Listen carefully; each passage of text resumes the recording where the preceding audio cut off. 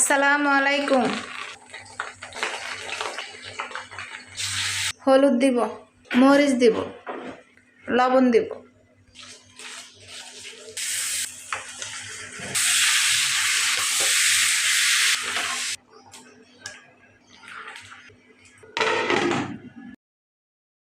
এখানে আমি একটু শুটকি রান্না করব। বেগুন দিয়ে শুটকি রান্না করব। শুটকিগুলো হালকা করে ভেজে নিতে হবে। শুটকি ভাজা শেষ। এখন মরিচ দিব, হলুদ দিব, লবণ দিব, রসুন দিব, আদা দিব, একটু জিরা দিব, একটু পানি দিয়ে শুটকিগুলি ভালোভাবে কষায় নিব। আমার শুটকি কষানো শেষ। এখন বেগুন দিব।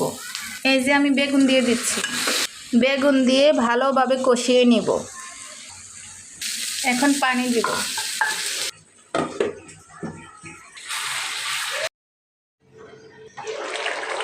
এখন আলু দিয়ে দিব, লাউ দিব।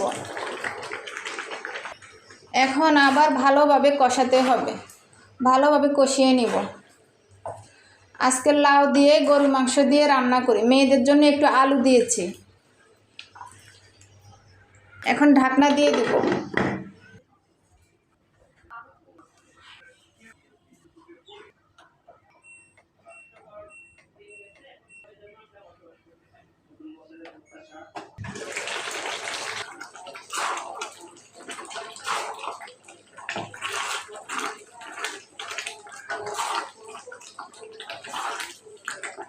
ঢাকনা দিয়ে দিব।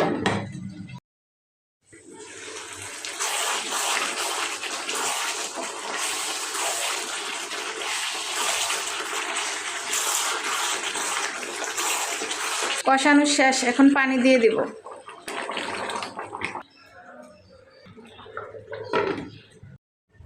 আমার রান্না শেষ। জিরা টেলে নিয়েছি, একটু দিয়ে দিব। আসসালামু আলাইকুম। সবাই ভালো থাকবেন। আল্লাহ হাফেজ।